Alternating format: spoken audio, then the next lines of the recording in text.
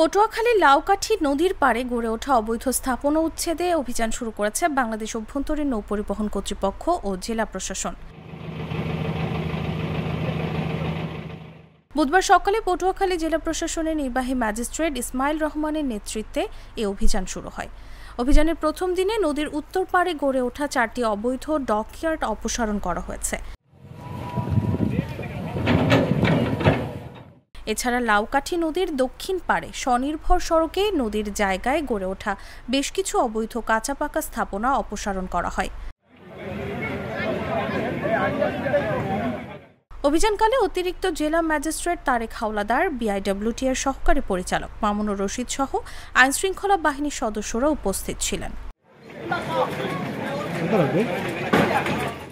এ বিষয়ে মামুনুর রশিদ জাগো নিউজকে জানান, নদীর তীরে গড়ে ওঠা এসব অবৈধ স্থাপনা মালিকদের স্থাপনা সরিয়ে নিতে বেশ কয়েকবার মৌখিক এবং লিখিতভাবে জানানো হলেও তারা স্থাপনা অপসারণ করেননি। এ কারণে উচ্ছেদ অভিযান পরিচালনা করা হচ্ছে। আগামী কয়েকদিন এ অভিযান চলমান থাকবে।